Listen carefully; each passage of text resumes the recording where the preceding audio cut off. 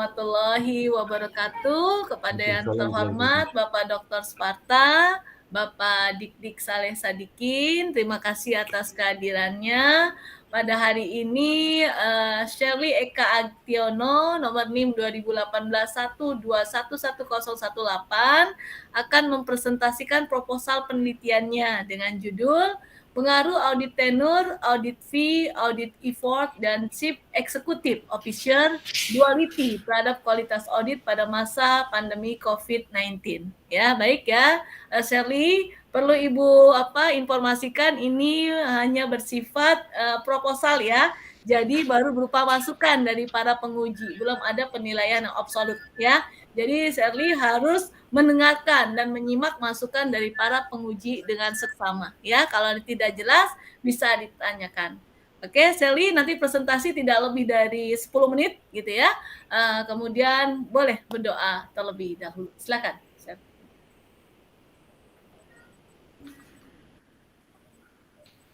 Udah selesai, Bu. Ya, silakan. Ya, terima kasih, Bu. Assalamualaikum warahmatullahi wabarakatuh. Waalaikumsalam warahmatullahi wabarakatuh. Ya. Kepada yang terhormat Bapak Sparta, Bapak Dik-Dik, dan Ibu Wiwi, perkenalkan, saya Shirley Eka Agtiono dengan NIM 2018-12-11-018 akan mempresentasikan tentang minat proposal saya yang berjudul Pengaruh Audit Tenure, Audit Fee, Audit Effort, dan CEO Duality terhadap kualitas audit pada masa pandemi COVID-19. Berikut bab 1 mengenai latar belakang masalah penelitian saya. Era globalisasi ini yang mendorong persaingan global secara global yang menyebabkan peran akuntansi ke depannya memiliki tanggung jawab yang lebih berat dan semakin menantang, di mana manajemen perusahaan mempunyai tanggung jawab untuk melaporkan kinerja perusahaannya kepada stakeholder melalui laporan keuangan, yang di mana laporan keuangan tersebut diperlukan pihak ketiga yang memiliki kompeten dan independensi untuk memeriksa laporan keuangan yang disebut akuntan publik. Akuntan publik menurut Undang-Undang Nomor 5 Tahun 2011 merupakan seseorang yang telah memiliki dan mendapatkan izin untuk melaksanakan jasa audit. Laporan keuangan dan auditor memiliki keterkaitan secara erat, di mana auditor harus memberikan opini yang secara independen atas laporan keuangan yang telah diaudit, dan juga laporan keuangan tersebut harus disajikan secara relevan sesuai dengan keadaan perusahaan tersebut, yang dimana nanti laporan keuangan tersebut akan dijadikan sebagai pengambilan keputusan oleh investor, kreditor, pemerintah, dan pemasok. Juga kualitas audit seorang akuntan publik harus dijaga dengan baik dan berpedoman pada standar audit. Standar audit itu ada 3, yang pertama itu standar umum, yang kedua standar pekerjaan lapangan, dan yang ketiga standar pelaporan keuangan. Selanjutnya, seorang akuntan publik juga memiliki tantangan semakin berat ke depannya.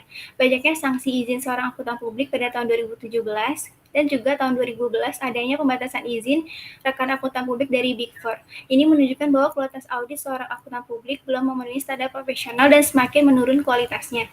Untuk itu, akuntan publik harus memiliki integritas yang tinggi serta kompetensi dan kepatuhan pada standar profesional dan peraturan undang-undang yang ada. Lalu, kualitas audit yang semakin tinggi ini membuat banyak expectation gap terhadap laporan keuangan yang tidak sesuai dengan keadaan perusahaannya, dan juga pemegang saham baik pembaca laporan keuangan juga merasa tertipu atas laporan keuangan yang telah disajikan oleh auditor.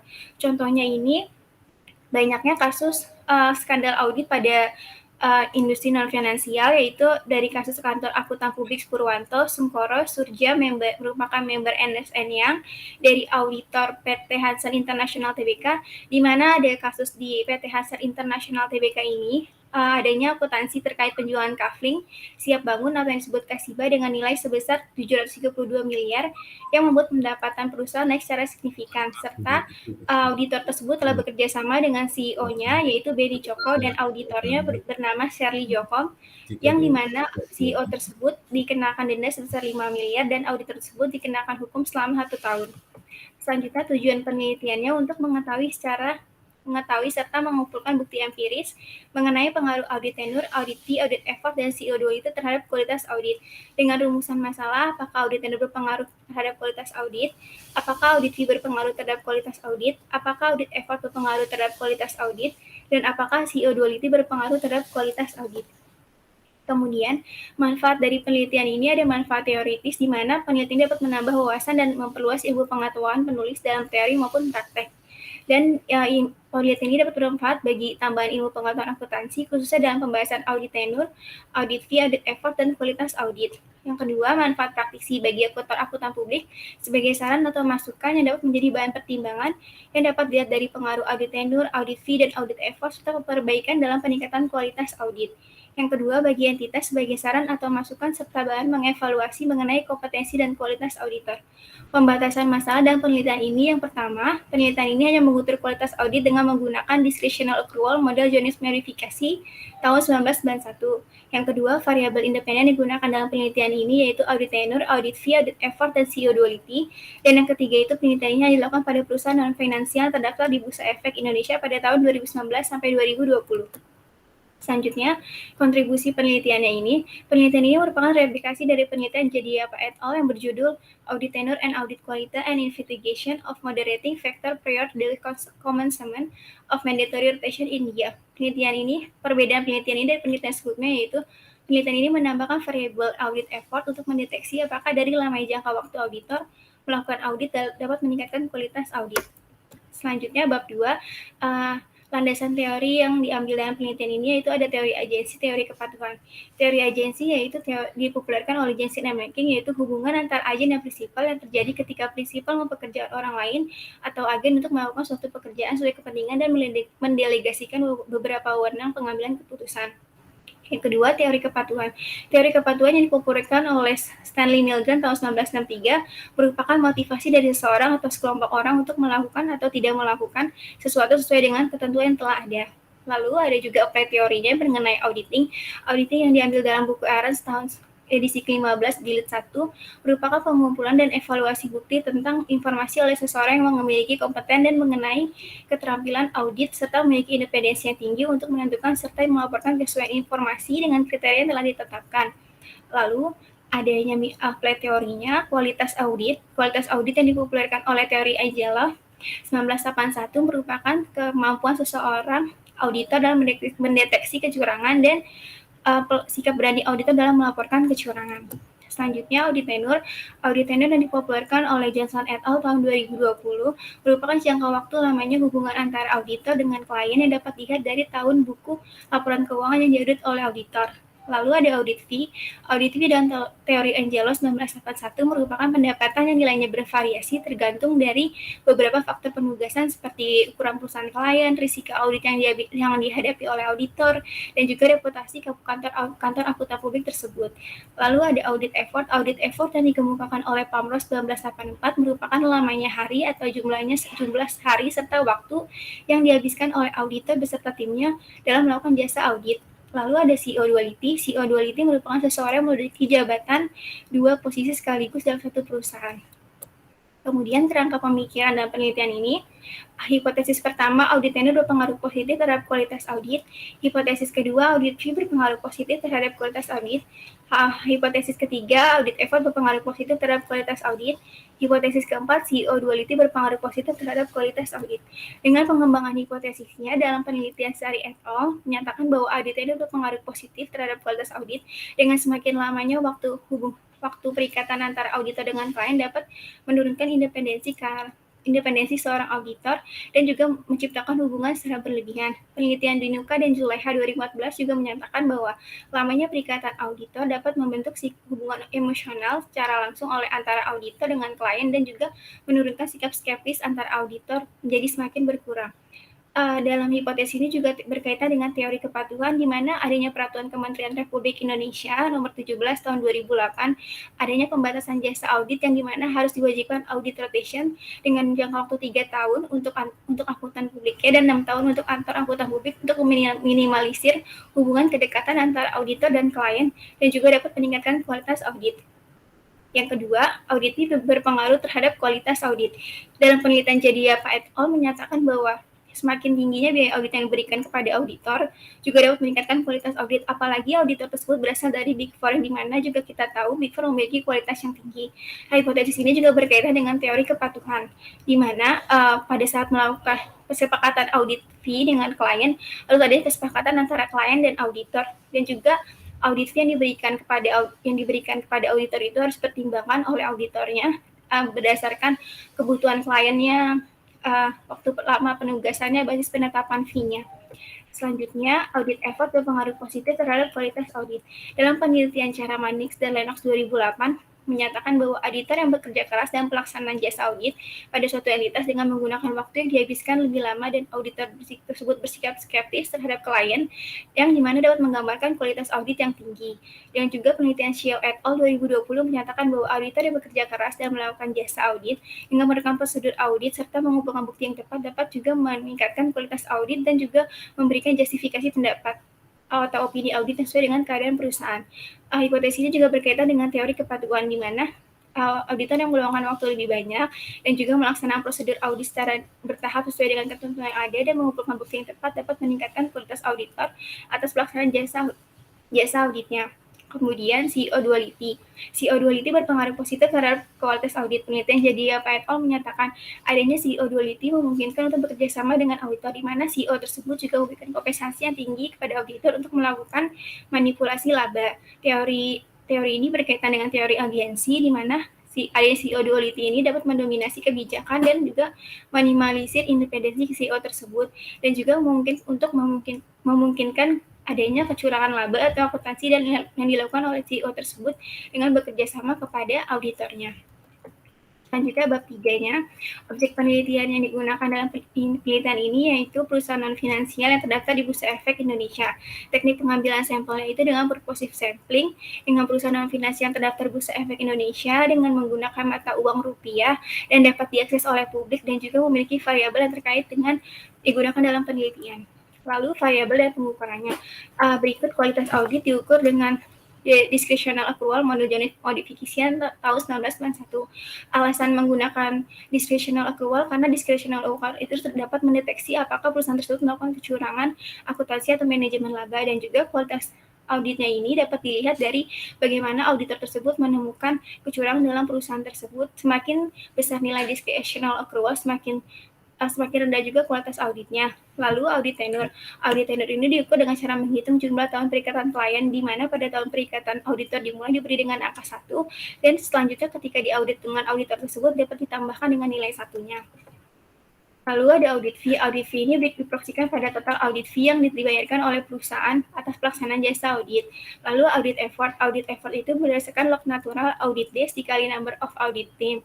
Lalu CEO duality itu menggunakan dummy variable dengan memberikan nilai 1 untuk perusahaan yang terdapat CEO duality dan nilai 0 untuk perusahaan yang tidak terdapat CEO duality. Selanjutnya ada teknik pengolahan dan analisis data.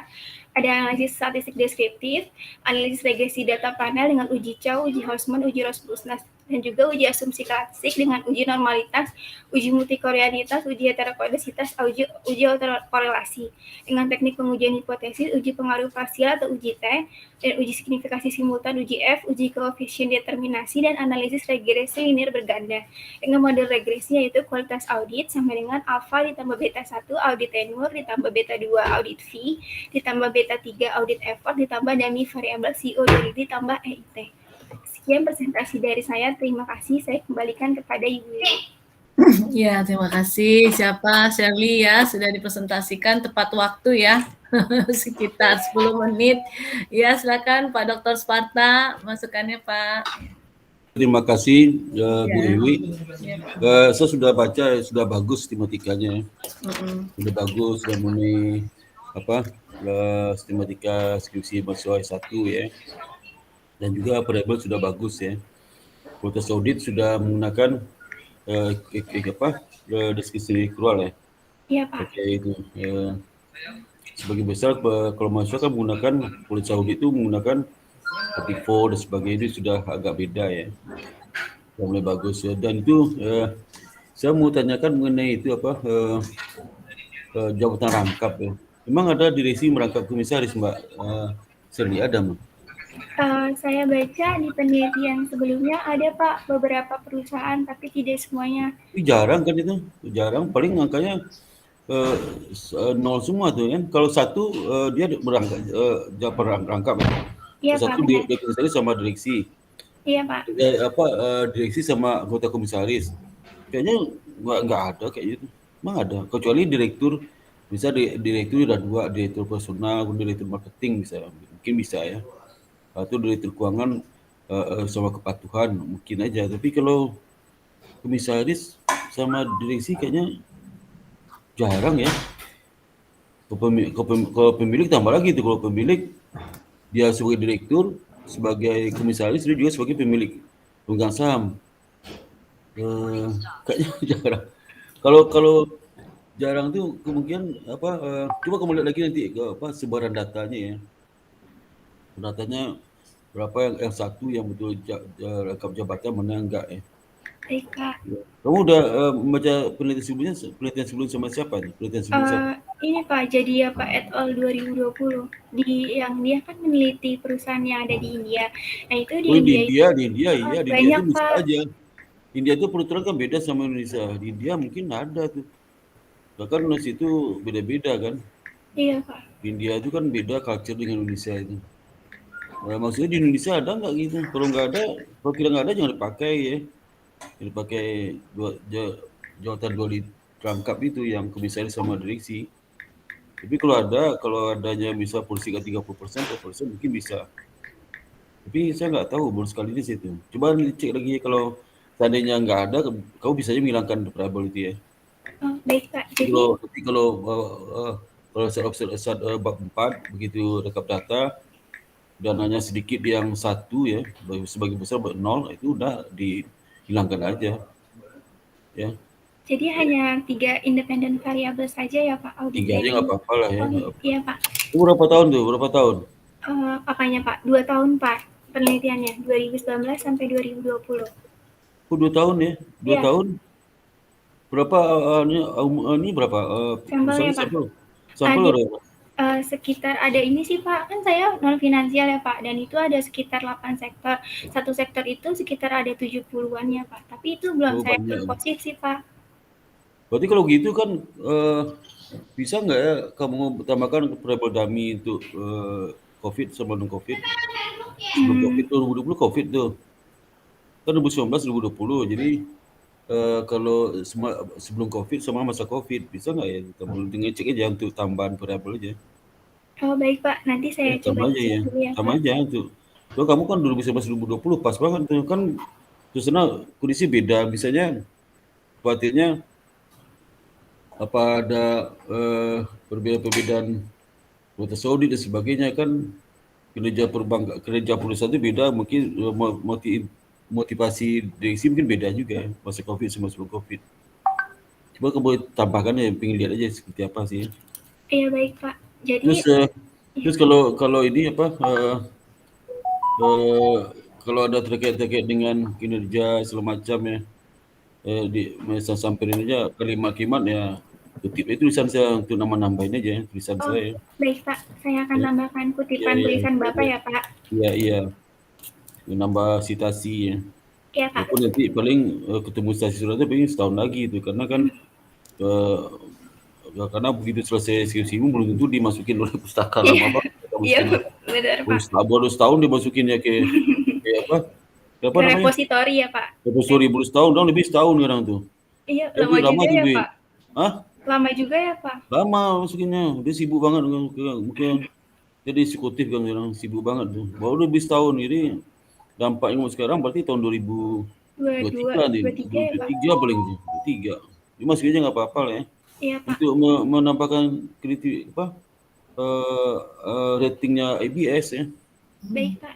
Karena ada masuk tuh rating ABS itu, kadang masukin itu citasi dosen-dosennya. Kalau ada ranking ada itu Bu Wiwi ranking kampus yang citasi paling tinggi ada kok. Kemarin kan waktu acara saya acara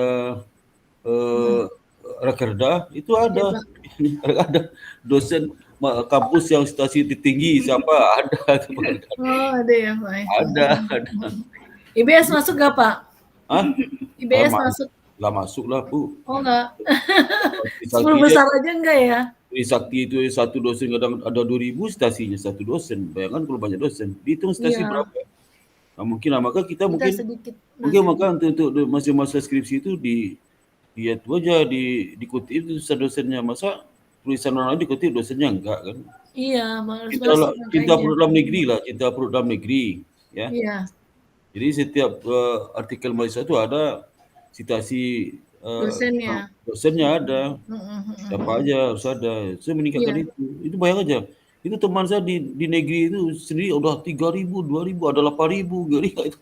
Di Oh, mana iya. wah 8.000, di mana Iya, iya, dapat iya. stasi itu? Itu yang di Stikubang teman saya itu, Stikubang Heeh. 11.000, Waduh. ngeri nggak itu satu tulisan? Ada 700, 800, kita aja satu tulisan satu aja setengah mati itu. Iya. Karena gini, kalau Heeh. stasi itu nggak mungkin kalau nggak masa kita Iya, mereview, mensitasi. Iya, masalahnya nggak benar. mungkin. Iya, Jadi benar. ya Mhm. yang perlu diberi semangat itu masuk kita harus mensitasi tulisan dosen kita. Iya, iya, Kalau iya. kalau menunggu masalahnya nggak mungkin Bu Wiwi, nggak mungkin lah. Nggak mungkin, iya. Oh nggak Heeh. mungkin, kecuali kita Deskopus tuh nggak Sekarang Deskopus baru berapa citasi Bu? Sedikit Iya. bukan? Sitika. Saya lihat Mhm. di Scholar Google Scholar itu sedikit Sitika itu citasinya. Iya, benar. Udah makanya kampus saya itu swasta itu gencar Bu Wiwi, mereka kalau ada masa skripsi ini udah Heeh. diceknya ada nggak paling tidak penguji 3 ini harus masuk namanya. Iya, heeh. Ya Pak Didik saya Bu Heeh, itu pasti masukin, Shirley masukin. ya, Pak Baik, Ibu. Ya, Sparta, Pak Dik-Dik, tulisannya Iya, lihat di Google Scholar, iya, ya. Bu. ya Scholar. Heeh, Buka Google Scholar-nya masukin. detailnya di situ ya. Nah Iya, itu ya. Pak, Bu. Itu Iya, banyak iya. itu. Ya kalau soalnya kalau kamu masukin tulisan kita Mhm. begitu kamu diupload di repository langsung citasi itu Bu, walaupun boleh ke jurnal. Iya, heeh. Belum boleh jurnal, masih di skripsi udah masuk tuh. Iya, benar-benar. Iya. Nggak usah ke jurnal. Nah, Mhm. karena kita suka telat masuknya, kan Iya. dampaknya baru setahun 2 tahun lagi itu kacau juga. Mhm, Harus kan saya mhm. udah ngomong ke pustaka segera masukin tuh. Ya namanya pustaka, kecuali kita diberikan itu hak masukin nama mahasiswa. Misal saya kan masih biasa langsung upload di apa Heeh. di repository saya itu bisa tuh. Tapi Iya, kadang kan kalau saya masukin nanti nggak terbaca di iya. Scholar karena kok saya sendiri mempublish gitu ya. Itu Hmm. takutnya itu aja Mbak Bu, itu yang Mbak Iya, Wi ya. iya, heeh, benar, Oke. Pak. Terima Mhm. kasih banyak. Assalamualaikum warahmatullahi wabarakatuh. Terima kasih, Waalaikumsalam Pak Sparta. warahmatullahi Waalaikumsalam, wabarakatuh. Pak. Iya, Ya, iya. terima Oke. kasih Pak Sparta. Ya, monggo Pak Dik-Dik, silakan Pak. Siapa nih namanya? Shirley ya, Shirley. Iya, Pak. Iya. Nah, ini Benar, saya nih, Pak. kamu deteksi rangkap jabatan gimana tuh? Kamu Ini, dapat Pak. dari mana nih? Dapat dari penelitian sebelumnya kan Nah, menggunakan variabel. rencana kamu nanti kamu lihatnya dari mana tuh? Dari ininya Pak, bagian apa namanya laporan keuangannya, di bagian annual reportnya tentang ini ya Pak, dewan direksi dan dewan komisaris ya Pak. Nanti kan di situ ada namanya ya Pak. Kalau misalnya nanti perusahaan tersebut misalnya namanya si A, jadi dewan direksi, nanti di bawahnya jadi dewan komisaris lagi si A, saya beri nilai 1 gitu Pak. Kamu lihat nggak POJK 33-nya gimana tuh? Bagaimana Pak? Maaf Pak. Kamu lihat aturan POJK 33-nya nggak? Rangkap jabatan untuk perusahaan pabrik tuh. Mohon maaf Pak, saya belum melihat POJK-nya. Nah, itu kamu baca lagi itunya. Jadi gimana yang maksud itunya ya? Oke Pak, POJK 33 ya Pak. Nah, POJK 33 itu ya. Baik Pak. Ya, diatur rangkap jabatan itu seperti apa. Jadi kamu jangan dilihat di laporan keuangan satu perusahaan itu ada nama.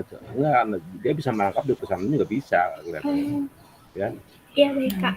Ya kalau dilihat kamu baca di POJK deh. Kalau misalnya POJK-nya kamu udah jelas, silakan. Kalau saya nggak ada masalah sih, cuma itu yang duality-nya sih ini coba kamu refer dari POJK-nya aja deh ya. Baik Pak, terima kasih Kalau Pak. yang lain sih nggak ada masalah, kalau yang lain sih udah. Oke deh, saya cukup segitu Bu. Oh iya, Pak Terima Dik, kasih terima banyak, Pak kasih. Dik. Ya, jadi ya tadi yang memang jadi konsen di variabel ini kayaknya di CO duality ya. Iya, Dari Ibu. Pak Sparta juga ya, Seri Iya, ya. Ibu. Nah, tadi kalau Pak Sparta khawatirnya nanti banyak yang nol nih Iya. gitu karena perangkapan kan jarang gitu ya. Nah, tadi juga kalau Pak Dik menekankan pada POJK 33 aturannya Iya, Ibu. boleh nggak sih perangkapan ini gitu ya? Kalau Iya, Ibu. dalam aturan itu coba dibaca dulu. Mungkin nanti kalau ini mengalami kesulitan yang CO duality ya mungkin bisa diganti yang lain kali gitu ya, Sherly Iya ya. gitu. Iya, baik Ibu, Bapak. Benar ya Pak Dik ya. Iya Sherly ya. Nanti diperhatikan masukan para penguji ya untuk yang Baik. variabel ini CO duality. Oke. Baik Ibu, Bapak. Ya Sherly ada yang mau ditanyakan ke Pak Sparta, Pak Dik, monggo silakan. Sebenarnya saya sudah cukup paham ya Bu. Nanti apabila saya masih ada yang kurang, saya dapat WhatsApp atau WhatsApp Pak Sparta dan Pak Dik untuk menanyakan terkait CO duality-nya ini ya. Iya, Bu. iya. Iya, seperti itu. Ya, oke. Ada lagi, Sherly?